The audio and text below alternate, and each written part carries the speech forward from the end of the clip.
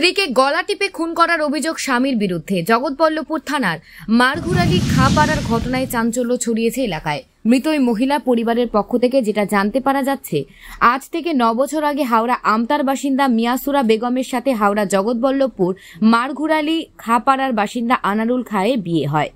ছোট ছোট দুটি সন্তানও রয়েছে তাদের। অভিযোগ, বিয়ের পর থেকে নানা ধরনের অত্যাচারের অভিযোগ আসতো তাদের কাছে।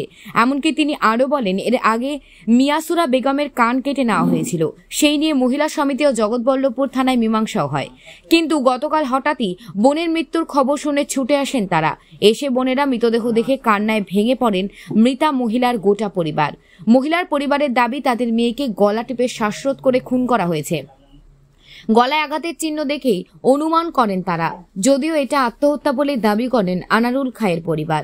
এই ঘটনায় স্বামী আনারুল খাঁকে আটক করেছে জগৎবল্লভপুর থানার পুলিশ। ঘটনাস্থলে জগৎবল্লভপুর থানার পুলিশ গিয়ে দেহটি জগৎবল্লভপুর হাসপাতালে নিয়ে গেলে চিকিৎসক মৃত বলে ঘোষণা করেন। মৃতদেহটি ময়নাতদন্তের জন্য পাঠান জগৎবল্লভপুর থানার পুলিশ। এই বিষয়ে জগৎবল্লভপুর থানায় মৃতার পরিবারের তরফ থেকে লিখিত অভিযোগ জানানো হবে বলে জানান মৃতার দাদা। এটা খুন নাকি আত্মহত্যা খতিয়ে দেখছে জগৎবল্লভপুর থানার পুলিশ। জগৎবল্লভপুর থেকে বিশ্বজিৎ দত্তের রিপোর্ট, জেবিপি নিউজ বাংলা।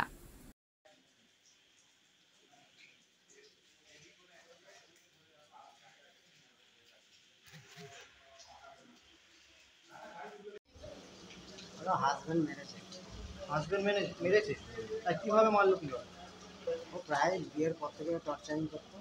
আচ্ছা, এবার অনেক কিছু হয়েছে, মহিলা সমিতি থেকে হয়েছে, আর পাড়ায় বসে হয়েছে, ক্লাব থেকে হয়েছে।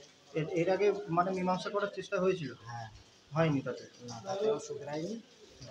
1 মাস আগে কান কেটে নিয়েছিল মেরে, তাতেও ডাক্তার নিয়েছে।